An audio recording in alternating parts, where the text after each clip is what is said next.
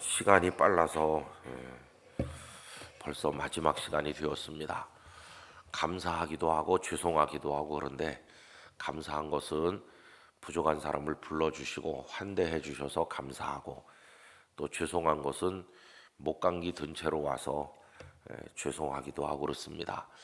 그렇지만 하나님께서 여러분들에게 직접 말씀하시고 은혜 주실 줄로 믿습니다. 교회는 정말 꾸준한 영적 전쟁을 치르고 있다고 생각합니다. 특별히 전 세계적으로 교회가 융성했던 곳이 오히려 교회가 쇠퇴하고 있고 또 그런가 하면 교회가 어려웠거나 없었던 곳에 다시 부흥이 일어나는 그런 대변혁기를 맞이하고 있습니다. 성도님들이 아시는 것처럼 기독교 국가들로 존재했던 유럽이나 또 아메리카 대륙의 많은 교회들이 다 쇠퇴하고 있습니다. 미국만 해도 신학교를 팔거나 혹은 다른 신학교 캠퍼스에 서너 개의 신학교가 합쳐서 같이 지나는 아주 영세화되는 그런 현상들이 나타나고 있는데 신학생 모집이 잘 되지 않고 또 교회들도 쇠퇴하다 보니까 그렇게 되고 있습니다. 또 어떤 사람들은 미국 교회가 급속하게 쇠퇴한 배경에는 교회가 정치적 이슈에 함몰되었기 때문이라고 진단하는 분도 있는 걸 보았습니다. 여러분 지금 탄핵 정국에서 교회 안에도 정치적 입장에 따라서 갈려서 서로 갈등하고 있는데 너무 지나치게 교회 강단에서 그런 이슈에 대해서 함몰된다든지 그런 메시지를 전하고 성도들이 그런데 너무 깊이 관여한다든지 하면 아마 이 정국이 지나가고 난 다음에 교회는 많은 영적으로 상처를 입게 될 것입니다. 그래서 우리는 주님의 교회를 소중히 여겨야 됩니다. 여러분 국가가 소중한 것 이상으로 교회가 소중합니다. 그래서 교회가 상처 입지 않도록 정말 조심하고 위하여 기도하면서 이 시대의 아픔을 잘 감당해 나가는 현명한 지혜가 우리에게 있어야 됩니다. 저는 연포교회가 예수님 오시는 그날까지 보존될 뿐만 아니라 능력 있는 교회로 생명의 복음을 선포하는 교회가 되기를 원합니다. 땅의 나라에 속해 살고 있지만 우리는 그보다 앞서서 하나님 나라 백성입니다. 어거스틴이 신의 도성이라고 하는 그 책 속에서 땅의 나라의 원리와 하나님 나라 원리를 다르게 설명했죠. 그의 3대 명저 중에 하나라고 하는 데 키비타테 데이 시티 오브 갓인데 그 하나님의 나라라는 책에서 그는 땅의 나라와 하나님 나라를 대조시키고 있습니다. 땅의 나라는 소위 아모르수이라고 그래서 자기 자신을 사랑하는 원리가 지배하는 나라가 땅의 나라입니다. 자기밖에 모르죠. 이기적이고 자기 욕망, 그것이 권력에 대한 것이든 명예에 대한 것이든 무엇이든지 간에 다 자기 중심으로 돌아가는 그런 세계관, 그런 인생관이 서로 충돌하는 곳이 땅의 나라입니다. 그런데 하나님의 나라는 전혀 다릅니다. 하나님의 나라는 아모르 데이에 의해서 움직이는데 하나님께서 우리를 사랑하신 데 대한 감격을 가지고 우리도 하나님을 사랑하는 것입니다. 그래서 하나님이 기뻐하신다면 나를 포기하는 그런 질서가 이루어지는 곳이 하나님의 나라입니다. 그래서 하나님의 뜻이 무엇인가? 하나님의 영광이 무엇인가? 이제 그게 최우선의 과제가 되는 곳이 하나님의 나라입니다.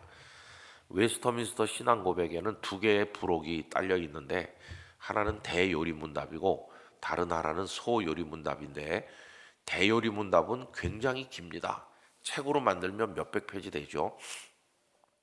소요리문답이 비교적 짧고 성도들이 평상시에 읽기에 유익합니다. 그래서 우리 한국교회는 초기부터 소요리문답을 가지고 성도들에게 기독교 교리를 가르쳤는데 요즘에는 교리 교육이 거의 없어졌어요.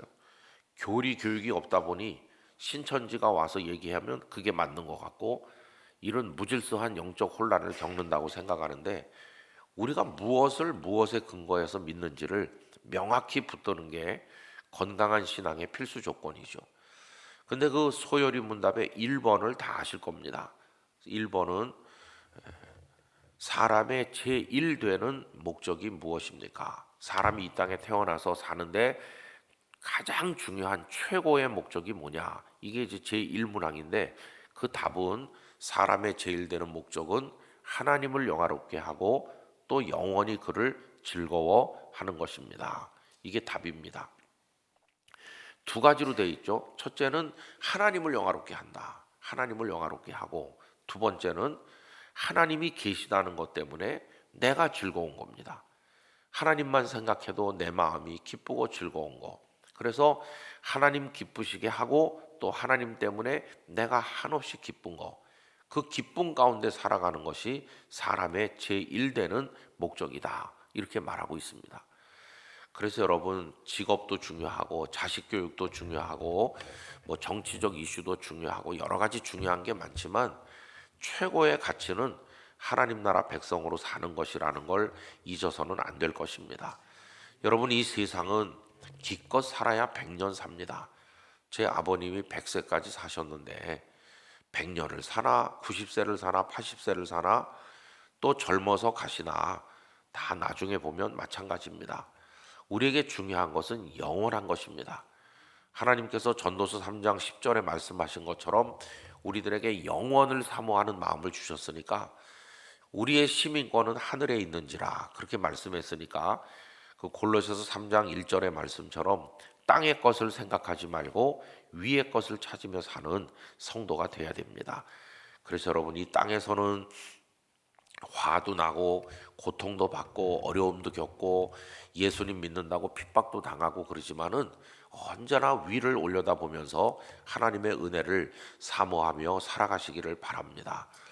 어느 날 어떤 사람이 와서 못 살겠다고 하면서 웨슬리 목사님에게 하소연했습니다. 동서남북이 꽉 막혀서 죽을 지경입니다. 이렇게 말하니까 그 목사님이 그 찾아온 성도를 데리고 들판에 소들이 있는 목장으로 갔다고 합니다. 가서 저 소들을 보게 이렇게 했다고 그럽니다. 울타리가 동서남북으로 다 쳐 있기 때문에 소들이 이쪽으로 가도 막히고 저쪽으로 가도 막히고 이렇게 막히죠. 그런데 거기 소들이 이쪽 저쪽으로 부대끼면서 왔다 갔다 하다가 가만히 멈춰서서 이렇게 하더라는 것입니다. 소가 고개를 뭐 많이 들 수는 없겠지만은 땅만 내려다보던 소가 이렇게 하는 걸 보고 바로 저거일세 이렇게 말했다고 합니다. 자네의 동서남북이 다 막혀도 위를 보게 위에는 하나님의 은혜가 있다네. 그러면서 하나님과 통로가 열리면 하나님의 은혜로 살 수 있다는 얘기를 해줬다는 겁니다. 여러분 야고보서 1장에 보면 각양 좋은 은사는 빛들의 아버지께로부터 내려오는데 위로부터 내려온다. 그렇게 말하였습니다. 하나님이 계신 은혜의 보좌를 늘 갈망하면서 무릎 꿇고 하나님 앞에 기도할 때 하나님께서 우리에게 응답해 주실 것이고 그래서 우리는 옆으로도 소통하죠. 그래서 어떤 사람을 알고 지냅니다. 옆으로도 제법 힘 있는 사람을 알고 지내요. 내가 우리나라에서 아주 유명한 뭐 고위 공직자를 알아요. 내가 돈 많은 어떤 재벌하고 알고 지내는 사이예요. 이렇게 옆으로 그런 걸 우리 소위 그 사람 빽이 있어 이렇게 말합니다. 근데 여러분 옆으로 맺는 그 관계는 다 부질없는 것이에요. 왜냐하면 그 사람도 나처럼 나그네 인생을 사는 거고 그 사람도 언젠간 죽어 땅속에 들어갈 사람에 불과하기 때문에 그러나 성도에게 최우선의 소통의 과제가 있다면 하나님과 소통하는 것입니다. 하나님과 여러분 삶의 모든 순간에 하나님을 우러르시기를 바랍니다. 밤이나 낮이나 하나님과 교통하면서 하나님의 은총 가운데서 살아가시기를 바랍니다. 그러면서 교회를 사랑하고 단순하지만 간절하고도 확고부동한 믿음을 가지고 하나님의 말씀에 포기 없이 말씀에 대한 그 마음을 뒤로 물리지 말고 끝까지 지키면서 1.1핵이 진리인 줄로 믿습니다. 그렇게 하면서 신앙을 수호해 나가는 그런 성도로 우리가 살아야만 될 것입니다. 그래서 여러분 저는 연포교회가 앞으로 더 강건해지길 바라고 체질이 성령님 안에서 날마다 더 말씀에 입각하고 기도하는 성도들로 채워져서 이 교회가 건강한 교회가 되고 우리 박 목사님을 중심으로 해서 이 현대 자동차를 비롯해 대기업이 많이 포진되어 있는 이 울산 지역에 생명의 능력을 나타내는 교회가 되기를 간절히 원합니다. 이런 세계적인 거대 기업들이 많이 있는 도시는 첫 번째 사람들의 관심사가 그 회사, 산업, 생산, 판매, 그리고 거기 근무하는 분들의 그 경제적 처우와 뭐 이런 것들에 최우선의 과제가 가 있기 쉽습니다. 그러나 우리는 그 틈새에서 하나님이 주신 영적 과제에 대해서 관심을 잃어버리면 안 됩니다. 신앙생활은 여기 붙였다 뗐다 하는 그 액세서리 같은 게 아니고 그게 본질입니다. 신앙이. 그 신앙이라고 하는 하나님을 경외하는 거 그 기초 위에 다른 것들이 있는 것이지 그 질서가 전혀 우리는 다르지 않습니까? 그래서 하여튼 하나님 사랑하시고 최우선으로 믿음에 힘쓰면서 하나님 앞에 나가는 우리 모두가 돼야 됩니다. 세상 사람들은 그거 잘 이해를 못하지만 우린 제일 먼저 하나님 중심, 하나님 기뻐하는 거 이렇게 해야 됩니다. 아까 불었던 찬양 중에 하나님의 꿈이 나의 비전이 되고 그런 가사가 있는데 그나마 가사를 쓰신 분이 조금 생각을 더 하셨어야 되는 거 아닌가 그런 아쉬움이 있어서 저희 교회는 걸 바꿔서 부릅니다. 어떻게 부르냐 하면은 하나님의 꿈이를 하나님의 뜻이로 바꿔서 부릅니다. 여러분 하나님은 꿈꾸는 분이 아닙니다. 우리는 꿈을 꿔요. 우리는 꿈을 꾸고 이렇게 되면 좋겠어. 하지만 그 꿈이 실현되지 않을 때도 많아요. 우리 사람들은. 근데 하나님은 꿈을 꾸는 분이 아니고 뜻을 가지시는 분이세요. 하나님은 꿈꿨다 실패하는 분이 아니세요. 하나님은 뜻을 품으시고 하나님의 모든 뜻은 100% 성취되는 것입니다. 그래서 저희 교회에서 꼭 가사를 하나님의 뜻이 우리의 비전이 되고로 바꿔서 부르고 있어요. 근데 어쨌든 연포교회와 성도 한 분 한 분을 향한 하나님의 뜻과 계획이 있는 줄로 믿습니다. 반드시 이루어질 줄로 믿습니다. 그래서 그거 붙들고 승리하시기를 바랍니다. 어제 저녁에 제가 드린 말씀은 그 회당 안에 제법 수십 명 이상의 사람들이 있었을 것 같은데 그날의 주인공은 한 사람뿐이라고 그랬습니다. 예수님의 제자들조차도 그냥 그날 구경만 하는 거죠. 가룟 유다는 자기가 제자라는 것 때문에 자부심이 대단했을 텐데 그는 가짜였습니다. 제자였는데도 가짜인 거예요. 그냥 탈락하는 정도가 아니라 적극적으로 그는 실패했습니다. 예수님을 팔아버렸으니까요. 밤낮 따라다니면서 기적의 현장에 있었죠. 바다를 잔잔케 하시고 죽은 자를 살리고 그런 현장에 늘 있었습니다. 늘 있었으나 그는 구경꾼이 아니라 아예 배신자가 되고 만 거죠. 그러나 여러분 이 오른손 마른 사람은 이름도 모르고 아무것도 모르는 불쌍한 사람이지만 그는 그날 이후에 주인공이 된 거예요. 그래서 우리는 하나님의 은혜를 체험하는 주인공으로 살아야 되는 거죠. 어떻게 그럼 주인공이 되는가? 그동안에 우리가 나눴던 말씀을 요약해 보면 처음에 그는 이 땅에 존재했는데 그 존재가 빛나고 아름답고 완벽한 존재가 아니라 살다 보니까 말라붙은 손이 생긴 거죠. 자꾸 하자가 생겨요. 여러분 우리 인생은 살면서 점점 아름다워지는 게 아니라 살면 살수록 초췌해지고 늙어가고 쪼그라들고 기억력이 없어지고 어딘지 모르게 우리가 우리 스스로를 컨트롤할 수 없는 정도로 사람들이 식은 죽 먹기보다 더 쉬워요 그러지만은 식은 죽 먹는 게 굉장히 어려운 때가 옵니다. 나중에는 숟가락을 내가 못 들어요. 누군가가 내 입에다가 떠서 넣어줘야 되는데도 올지도 모르고 그나마도 안 되는 사람은 수액을 통해서 연명하는 거예요. 그러니까 우리 사람은 너무도 연약한 존재에 불과하잖아요. 그러니까 이 사람은 나이가 몇 살 됐는지 모르지만 존재했는데 그 존재에 많은 문제가 생긴 거죠. 여러분 이 땅에 존재하는 우리 자신도 우리라는 존재에 벌써 금이 가고 깨진 데가 너무 많아요. 죄라고 하는 것이 우리의 영혼에 상처를 냈고 후벼 팠고 피가 철철 흐르게 만들고 죄로 인해서 죄의 싹은 사망이기 때문에 죽음이 우리를 짓누르고 왕노릇하면서 한 명의 예외도 없이 모두가 삼켜지고 있어요. 죽음에 삼켜지는 존재가 된 거죠. 예수님께서 부활을 통해 영생을 주시지 않으셨더라면 우리는 그냥 그대로 끝나버릴 존재입니다. 그런데 허물 많고 연약한 흠투성이요 상처투성이인 우리들을 우리 주님께서 사랑하시는 거죠. 근데 이 사람이 이제 그런 존재로 이 땅에 있었는데, 우리가 첫날 말씀드린 것처럼 그가 거기 있었다고 그랬는데 그 거기가 하나님의 은혜가 임하는 그 자리였었죠. 주님이 오시는 그 자리에 그가 거기 있은 것으로부터 아름다운 이야기가 시작이 됐어요. 그리고 주님께서 그를 보셨고 말씀을 가르치신 이후에 많은 사람들의 미움의 시선에도 불구하고 그를 살려내시기로, 구원하시기로 작정하셨어요. 그리고 그에게 딱 말씀을 주시는 겁니다. 일어나 한가운데 서라. 두 종류의 말씀이 오늘 본문에 나옵니다. 한 종류는 예수님께서 그 회당에서 가르치셨다 그랬잖아요. 그 회당 안에 있는 예수님의 제자들, 서기관 바리새인들, 그리고 또 일단의 나머지 무리들 모두에게 똑같이 들려주시는 가르침이 있었어요.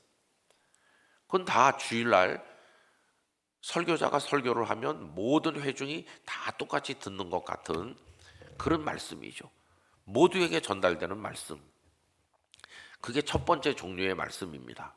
근데 그 말씀도 소중하지만 정말 소중한 것은 또 하나의 말씀이죠.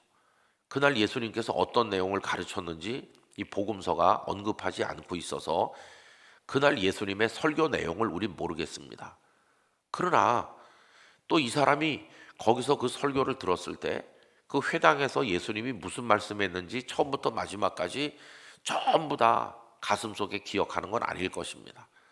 그러나 몇십 년이 지난 다음에도 이 손 말랐던 사람이 잊을 수 없는 말씀이 있죠.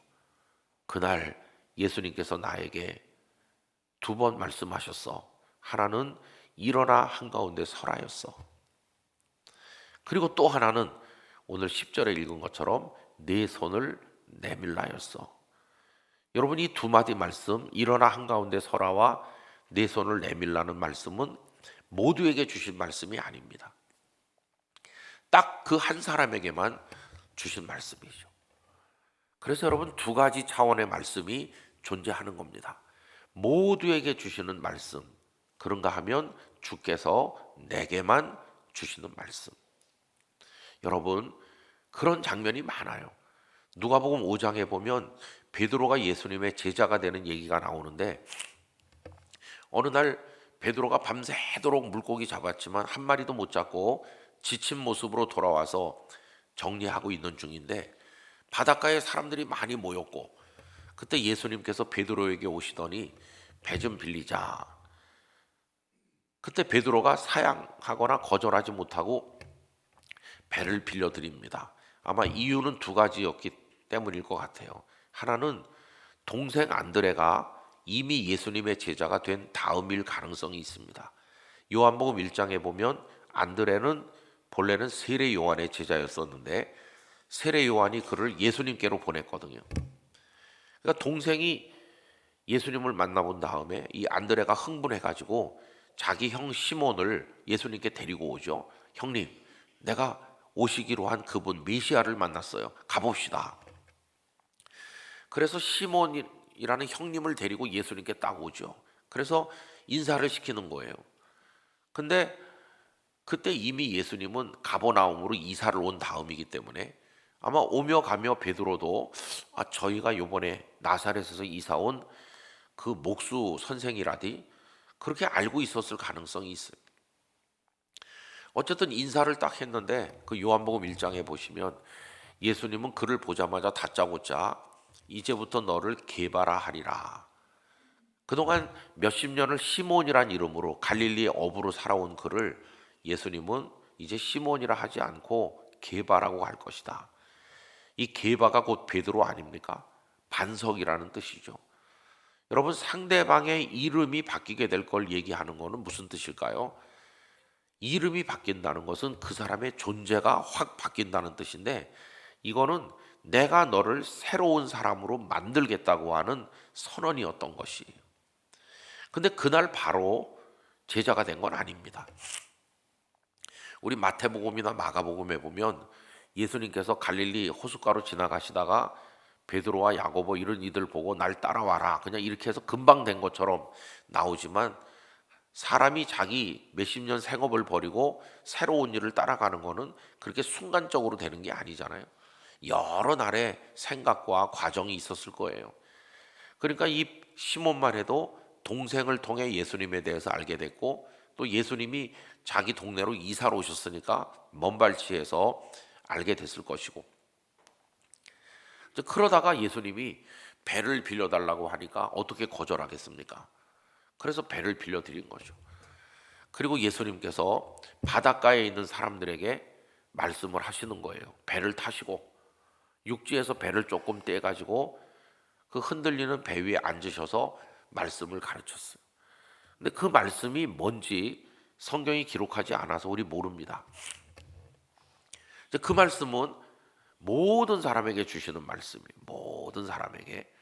근데 여러분, 주일날 예배 시간에 설교자가 설교하면 모든 사람에게 전해지는데, 거기도 두 종류가 있는 거죠.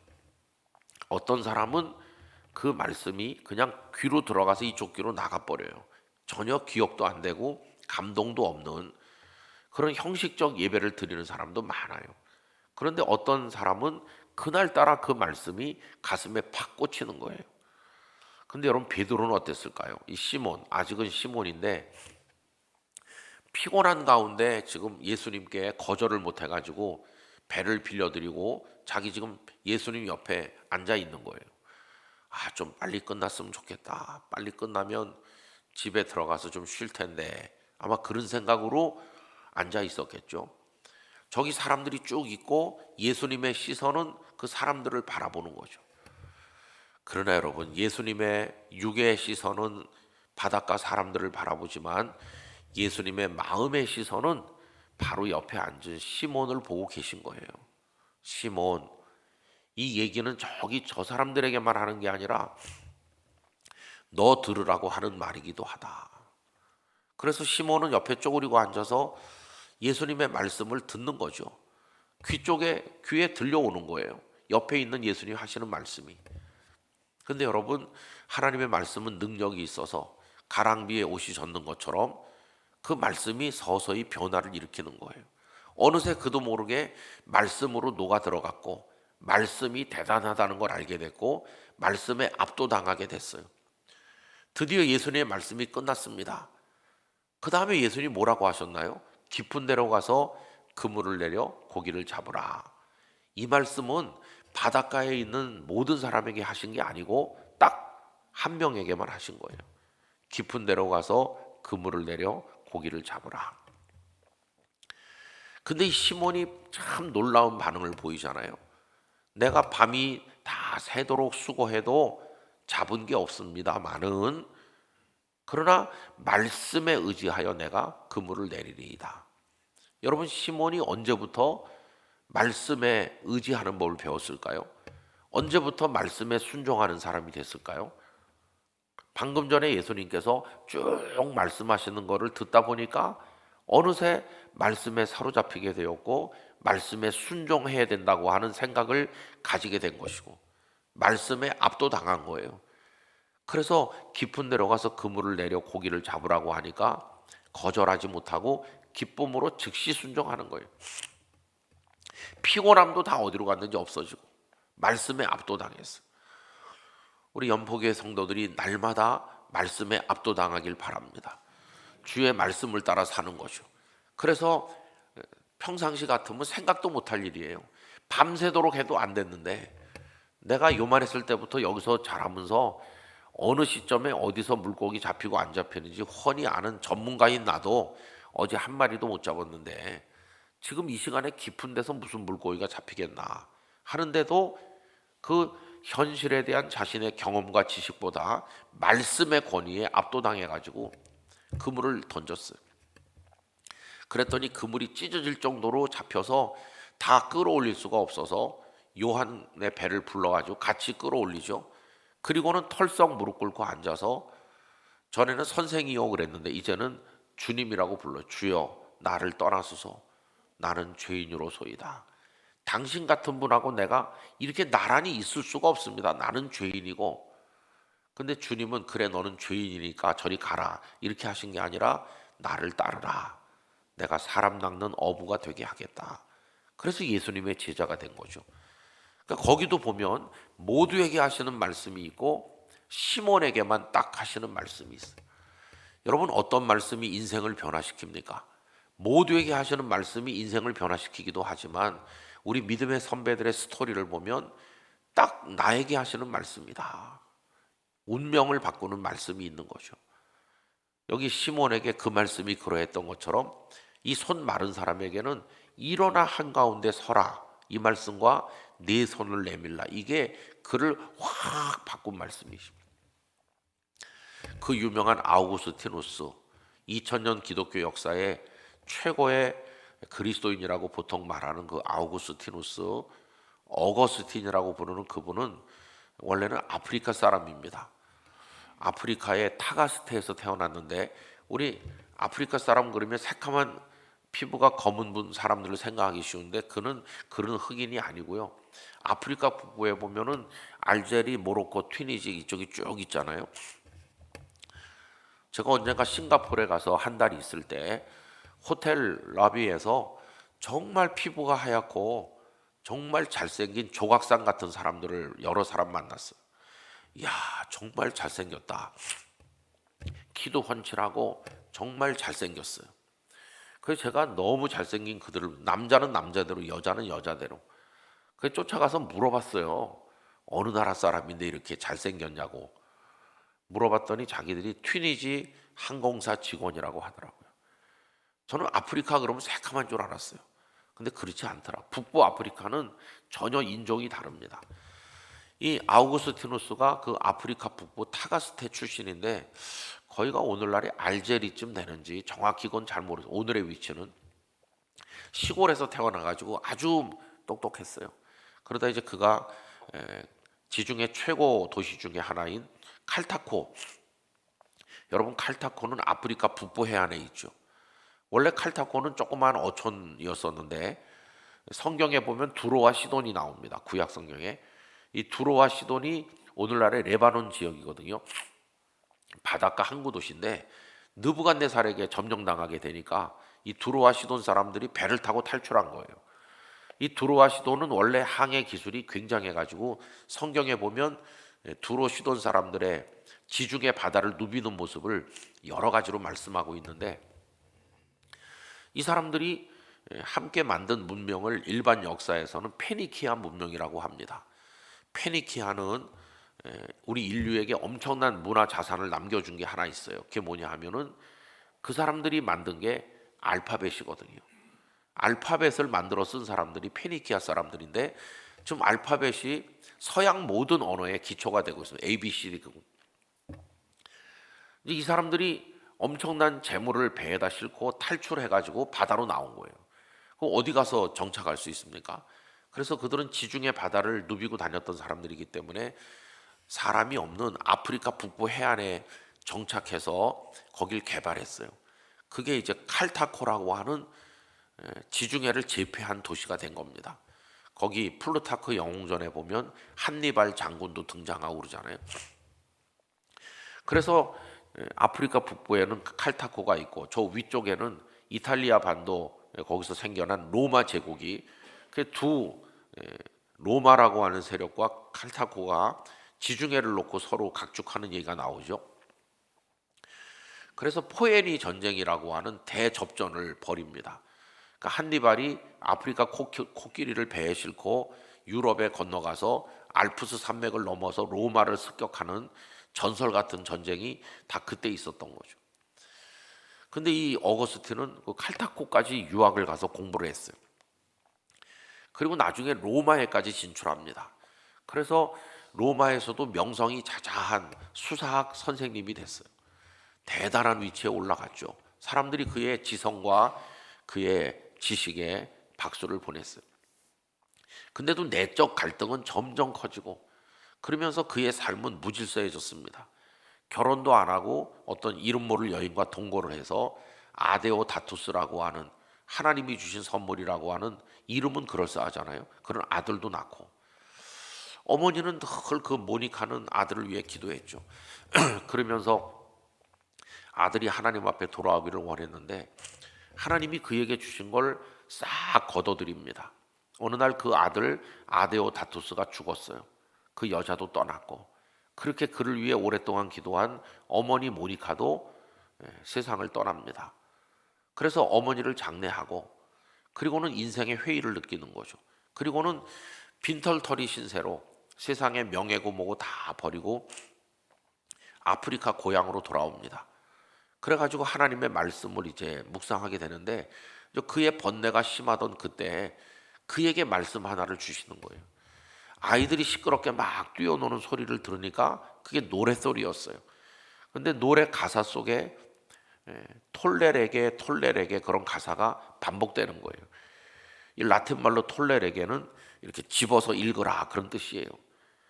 거룩한 충동을 느끼고 그가 방으로 뛰어 들어와서 책상 위에 펴 있는 책을 하나 들어서 딱 읽었는데 그게 성경이었고 로마서 13장 맨 끝에 있는 이제 자다가 깰 때가 벌써 되었으니 어둠의 일을 벗고 빛의 갑옷을 입으라 그리스도로 옷 입으라고 하는 정욕을 위해 살지 말고 그 말씀이 눈에 확 들어오는 순간 그가 변화된 것이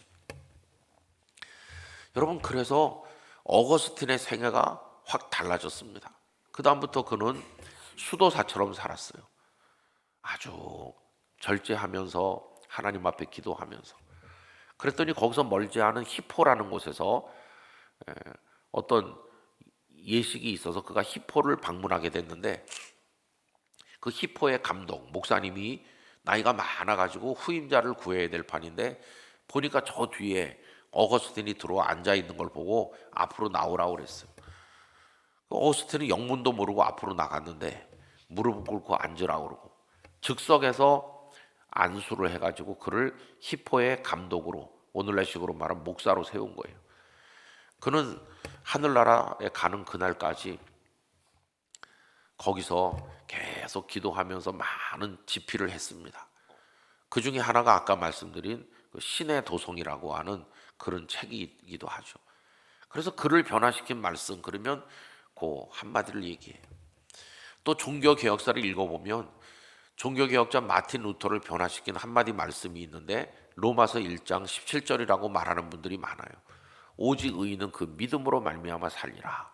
율법을 행해서 사는 게 아니라 의인이 믿음으로 사는 거다. 그래서 이신칭의 그 얘기를 하잖아요. 저는 여기 손 마른 사람에게 일어나 한가운데 서라 네 손을 내밀라 이 사람에게 주신 한마디가 있는 것처럼 우리 연포교회 성도들이 인생을 살아가는데 어느 순간인가 결정적인 때 여러분의 영혼이 곤고하고 힘들 때 혹은 은혜를 갈망하고 사모할 때 이 많은 말씀 중에 어느 한마디 말씀을 주께서 주시기를 원합니다. 내 평생에 붙드는 말씀이 되는 거죠. 이제 그런 말씀이 딱 우리에게 감동으로 다가오면 맨 마지막에 남는 게 하나예요. 그건 뭐냐 하면 그 말씀에 순종해야 되는 거죠. 야, 이거는 너를 위해 주는 말씀이야. 이렇게 주님이 주셔도 순종 안 하면 아무 열매가 없는 거예요. 근데 이 사람에게 처음 주신 말씀은 일어나 한가운데 서란데 많은 서기관 바리새인들이 아주 공포의 시선으로 그를 미워하는 마음으로 이렇게 바라보고 있는 아주 싸늘하게 식은 그 긴장의 분위기 속에서 이 사람이 용기를 냈어요. 서기관과 바리새인들의 위압적 자세에 굴하지 않고 이제부터 나의 모든 건 저 예수 선생님에게 걸겠다. 죽든지 살든지 이렇게 손 마른 채로 비참하게 사느니 내가 오늘 이 회당에서 쫓겨나고 이 마을에서 쫓겨나는 한이 있어도 나는 저 예수 선생님에게 나의 모든 걸 걸겠다. 이게 필사적인 각오죠. 간절함이죠. 그래서 그는 일어났어요. 한가운데 나왔어요. 그가 한가운데 나올 때 사람들은 얼마나 그를 조롱하는 눈으로 미워하는 눈으로 아니 저 녀석이 나가네 예수 말을 따르네 그러면서 다 질시하는 눈으로 바라봤을 텐데 그는 그 자리에 나왔어요. 두려움을 떨쳐버리고 처음에 일어나기 직전에는 일어나서 나가도 되는 건가? 이러다 큰일 나는 거 아닌가? 아마 두려움이 많았을 거예요. 그러나 일단 일어나니까 용기가 생기는 거예요. 한 걸음 한 걸음 주님 앞으로 나올 때 순종하면 할수록 용기가 더 커지는 거예요. 그래서 그는 주님 앞에 의연히 섰어요. 이제 뭐 주님이 여기서 살으라고 하면 사는 거고 죽으라면 죽는 거고, 나의 모든 것은 당신 손에 있습니다.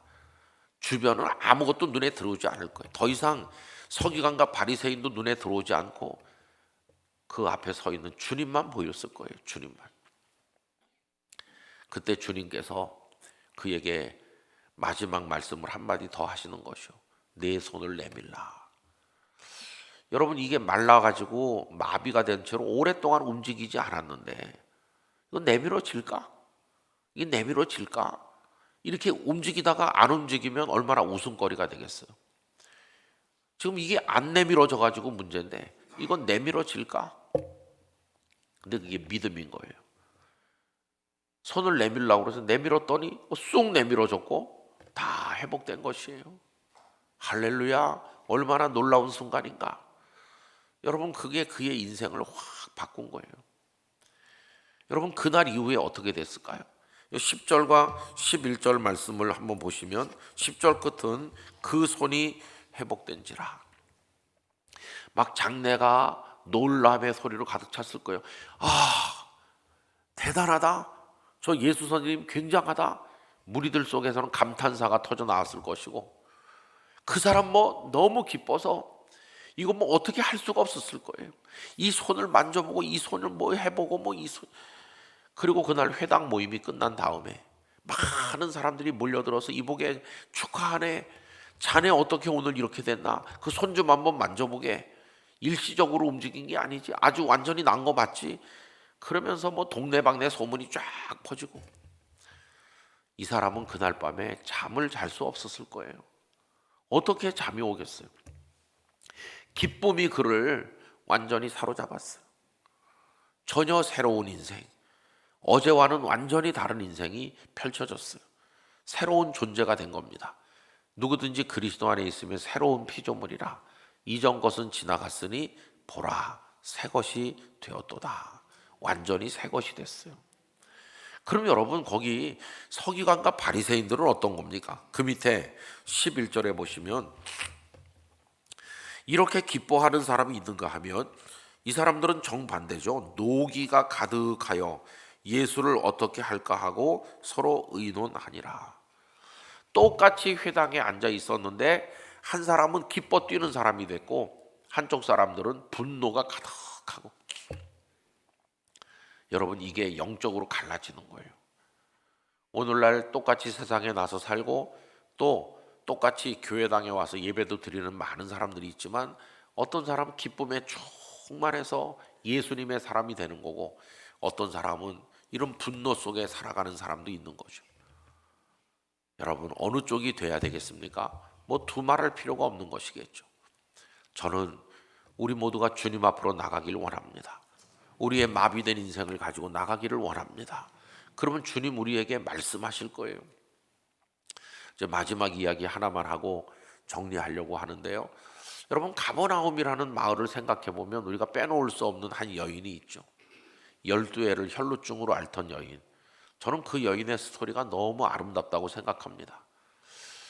어느 날 이 여인이 깊은 생각을 했을 거예요.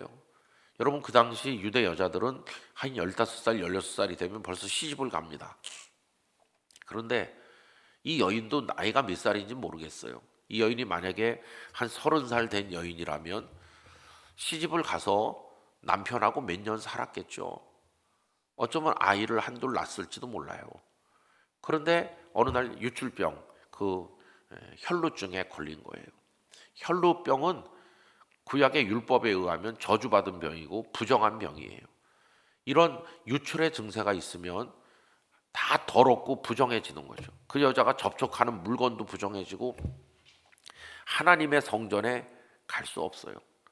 그리고 완전히 집안에 갇혀서 죽을 날만 기다리는 그런 신세가 된다고도 말할 수 있어요. 어떻게 남편을 같이 살 수 있겠습니까? 아마 결혼한 여인이라면 남편에게도 버림받았을 가능성이 많고 아이들도 다 떠나갔을지도 몰라요. 결혼을 안 한 여인이라면 더 마음이 슬플 수도 있겠죠. 시집도 못 가고 이게 내가 뭐냐. 어쨌든 그렇게 12해를 지났으니까 이 여자가 시집을 안 간 여인이라면 아마 한 25세쯤 뭐 그 정도 됐을지도 모르겠고, 결혼을 한 여인이고 병이 왔을 때 나이가 한 18살, 20살 됐다면 한 30 남짓 뭐 그 정도 나이가 됐겠죠. 그런 여자가 있는 거예요. 그런데 온 길거리가 시끌벅적할 때 그 여인도 도대체 왜 이런지 알아봤겠죠. 그리고 알게 된 거예요. 예수님이 오셨다. 그 여인도 예수님에 대해서 알고 있어요. 견디기 어려운 충동이 느껴지는 거죠. 이 여인은 부정한 여인이기 때문에 사람들이 모인 곳에 가면 안 됩니다. 다른 사람까지 부정하게 만드는 오염원과 같은 그런 여인이거든요. 그런데 어떤 충동이 그를 벌떡 일어나게 만든 거예요. 오늘 내가 저분을 만나지 못하면 내 인생은 끝장이다. 거기 보면 의원에게 고생만 많이 하고 병만 점점 더 깊어지고 가진 재산도 다 탕진했다. 그렇게 나오잖아요. 희망이 아무것도 없는 여인인데 이 여인이 집 바깥으로 뛰쳐나오는 거예요. 여러분, 이게 정말 용기 있는 행동입니다. 길바닥에 사람이 얼마나 많은지 몰라. 걸어가면서 몸이 서로 부딪힐 정도로 가버나운 길거리가 인산인해를 이루고 가운데 예수님이 걸어가는데 회당장 딸이 죽어간다고 그래서 지금 야이로의 집으로 가는 길이죠. 근데 이 여인이 어떻게 예수님께 접근하겠습니까? 근데 여인이 사람들 틈을 막 비집고 뭐 부정하든지 말든지 사람들 틈을 비집고 예수님께로 오여서 옷자락에라도 손을 대면 내가 나을 텐데. 여러분, 저는 그 여인의 그 틈새를 비집고 가는 모습을 주님이 보고 싶어 하셨다고 생각합니다. 오늘 우리도 그렇게 하기를 원하신다고 생각합니다. 그 여인이 예수님의 옷자락에 손을 대는 순간 혈루 근원이 마르면서 12년 동안 고통스럽게 만들던 병이 깨끗이 나은 거예요. 주님은 다 아셨어요. 당신의 능력으로 그 여인이 고침받은 걸 아셨어요. 근데 그 순간 예수님이 걸음을 딱 멈추시는 거예요. 의아한 표정으로 사람들이 다 같이 멈췄습니다. 그리고 예수님이 사람들에게 말했어요. 누가 내 몸에 손을 대었느냐. 그랬더니 제자들이 어이가 없다는 듯이 사람이 이렇게 많이 가면서 서로 밀치고 이렇게 부딪히는데 지금 사람이 와서 이렇게 닦고 그런 게 당연하지 누가 손을 댔냐고 왜 이상한 질문을 하십니까? 아니다. 능력이 나갔다. 이렇게 하시죠. 그러니까 그 여자가 예수님 등 뒤에 서 있는 거 아닙니까? 근데 그 여자가 예수님이 그렇게 질문하시는 걸 듣고 숨길 수가 없구나. 그리고는 예수님 앞으로 간 거예요. 여러분, 그게 누가 내 몸에 손을 댔냐고 물으셨지만 몰라서 물으셨을까요? 아닙니다. 전지전능하신 주님은 다 알고 계신 거예요. 그런데 그 여인을 찾으시는 이유는 뭡니까? 존귀하게 해주시려고. 지금은 예수님 등 뒤에 서 있는데 그 여인을 예수님 앞으로 불러 세우시려고. 그래서 그 여인이 예수님 앞에 왔어요. 뒤에 서 있던 여인이 예수님 앞에 예수님을 마주 바라보는 거예요. 예수님이 따뜻한 눈빛으로 바라보면서 딸아, 내 믿음이 너를 구원하였으니 평안히 가라. 여러분, 예수님께서 한 개인에게 이렇게 친절하게 말씀하신 일이 몇 번 없어요. 거기 많은 사람들이 지금 떠밀려 가고 회당장도 옆에 있고 내노라 하는 가버나움의 유지들도 많이 있는데 보잘것없는 한 여인에게 주님은 최고의 축복을 주신 거예요. 그리고 그 다음엔 이제 야이로의 딸을 살려내는 얘기가 나오죠. 그 여인은 그날 새로운 인생이 됐어요. 제가 언젠가 30년 늦은 성탄절 뭐 그런 제목으로 설교한 적이 있는데, 여러분, 성탄절이 뭡니까? 베들레헴에 나신 게 성탄절인데, 그러나 실존적으로 말하면 베들레헴에 예수님이 났어도 사람들은 그거 모르고 있는 거거든요. 이 여인도 예수님이 베들레헴에 났을 때 이 여자는 태어나지도 않았을지도 모르고 아무것도 모르잖아요. 그런데 예수님이 그의 인생에 들어오셔서 그의 병을 고치시고 새 생명을 얻게 해주시는 그날 예수님은 그 여인의 인생에 탄생하신 것이.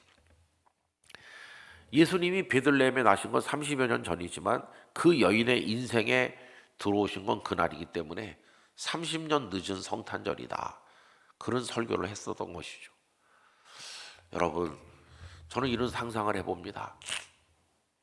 예수님이 그 이후에 십자가를 지시고 부활하시고 승천하셔서 하늘로 가시고, 그리고는 제자들이 곳곳에 복음을 전하고 또 핍박도 일어나고 세상은 여전히 어지럽고 혼란스러운데 그때 이 여인은 어떻게 됐을까? 그 여인이 그 몇십 년 후에까지 70, 80까지 살아 있었다면 그 여인은 어떻게 살았을까? 아마 그 여인은 늘 그 가버나움 길거리에 왔을 것 같아요. 가버나움 길거리에 와서 길 한복판에 가만히 서 있었을 것입니다. 지나가는 사람들은 저 여자는 왜 날마다 여기 오나 이해를 못했겠죠. 그러나 이 여인은 그날 거기 서서 늘 주님을 생각하는 겁니다. 주님, 바로 여기입니다. 저는 여기 서 있었고 주님 당신은 거기 서 계셨죠. 그리고 제게 내 믿음이 너를 구원하였다 말씀하셨죠. 주님은 하늘나라에 가셨지만 저는 그날의 주님을 잊을 수 없습니다. 저도 지금 열심히 우리 동료들과 주님을 믿고 있습니다. 이제 몇십 년 전에는 여기서 주님을 뵀는데 머지않아 조만간 천국에서 주님을 뵙겠네요. 이렇게 기도하면서 그 몇십 년 전 있었던 그날의 일을 떠올리고 있지 않겠어요? 그게 그 여인의 평생을 지탱해주는 힘이 되는 거죠. 평생을 주님의 사람으로 살아가게 만들어주는 원동력이 되는 거예요. 여러분, 그 결정적인 가버나움 길거리에서의 그 놀라운 이야기가 그 여인에게 있는 것처럼 여기 이 사람은 회당에서의 그 엄청난 이야기가 있는 거예요. 저는 우리 연포교회 성도들 개개인에게도 그런 멋진 예수 그리스도께서 만드시는 이야기가 여러분에게 있으시길 바랍니다. 그게 나의 이야기가 되는 거예요. 이것이 나의 간증이요 이렇게 할 때 그 영어 찬송가는 This is my story라고 그러거든요. 이게 나의 스토리, 나의 이야기예요. 딴 사람은 할 수 없는 이야기. 딴 사람이 만약에 내가 그날 회당에 있었는데 손을 펴라고 하셨다. 이건 표절이 되는 거예요, 표절. 은혜에는 표절이 없습니다. 내가 받은 은혜를 내가 고백하고 내가 이야기하고 내가 찬양하며 사는 거지, 다른 사람이 받은 은혜를 내가 받은 것처럼 얘기하는 건 불가능한 거예요. 그래서 은혜는 표절이 없는 거예요. 내가 은혜를 받아야 돼요. 나의 스토리가 생겨야 되는 거죠. 각자가 서로 다른, 그러나 주님이 일으켜주신 공통 분모가 있는 그런 이야기를 우리 연포교회 성도들이 여러분의 삶의 현장에서 체험하시기를 바랍니다. 다 그게 내 가슴 속에 있으면, 다른 사람이 없는 그런 이야기를 내 가슴 속에 가지고 살면 뭐 세상이 요란하든 뭐 어떻게 흔들리든 전쟁이 일어나든 어떻든 나는 그거 붙들고 사는 거예요. 꾸준히 구름에 달 가듯이 가는 거예요. 박목월 장로님의 그 나그네라고 하는 시, 참 짧지만 멋진 시죠. 옛날에 우리 교과서에 있었는데, 광나루 건너서 밀밭길을 구름에 달 가듯이 가는 나그네, 길은 외줄기 남도 300리, 술 읽는 마을마다 타는 저녁놀. 그러면서 광나루 건너서 밀밭길을 나그네가 구름에 달 가듯이 간다고. 제가 거기서 참 좋아하는 마음의 말씀이, 구름에 달 가듯이, 구름이 끼었는데 달이 그냥 쭉 가는 것처럼 쭉 가는 거예요. 쭉 가는데 길이 외줄기래요. 길이 하나예요. 여러분, 우리에게도 하나의 길밖에 없는 줄 믿습니다. 천국 가는 그 길, 하나의 길만 있는 거예요. 그 300리 남도길을, 그 외줄기 길을 따라 쭉 가는 것처럼 우린 천국을 향한 외줄기 길을, 그 좁은 길을 걸어가는 거예요. 그런데 유혹이 있어요. 유혹이 뭐냐면 술 읽는 마을마다 타는 저녁놀인데, 저쪽 마을에서 술 읽는 냄새가 솔솔 오면서 저쪽으로 가볼까? 그런 유혹이 우리를 땡기는 거예요. 그러나 여러분, 오른쪽으로도 왼쪽으로도 치우치면 안 되고 구름에 달 가듯이 주님 기다리시는 천국 문을 향해 곧장 나가야 될 줄 믿습니다. 지치고 쓰러질 때 무슨 힘으로 가나? 주님이 주셨던 아름다운 은혜 이야기를 가슴에 품고, 찬송가 85장 12세기에 살았던 끌레르보의 성 베르나르도가 성 버나드가 쓰신 가사인데 1절이 이렇잖아요. 구주를 생각만 해도 내 맘이 좋거든. 그 얼굴 배울 때야 얼마나 좋으랴. 그러면서 주님 만날 그때를 바라보면서 쭉 가는 거예요. 여러분, 이 땅에서의 마지막 발걸음까지 우리가 그렇게 가길 원합니다. 이 땅에서의 마지막 발걸음이 천국의 첫 발걸음으로 이어질 줄로 믿습니다. 그때까지 우리 연포교회 성도들을 하나님께서 품어주시고 은혜로 인도하시고 여러분은 그 은혜의 이야기를 가슴에 품고 온 세상에 증거하면서 예수님과 함께 달려가시는 그런 승리자가 되시기를 진심으로 축원합니다. 다시 한번 주님의 은혜를 기원합니다. 기도하겠습니다. 걸어가신 아버지 하나님, 손 말랐던 사람에게 그 고통의 이야기가 위대한 간증의 이야기로 바뀐 것처럼, 혈루증 여인의 고통이 감격의 이야기로 바뀐 것처럼 저희들에게도 은혜로 인한 이야기를 허락하시고 그 이야기 붙들고 천국문에 이르는 그날까지 꾸준히 변함없이 확고하게 달려갈 수 있는 연포교회 성도들 되게 해 주옵소서. 예수님 이름으로 기도하옵나이다. 아멘.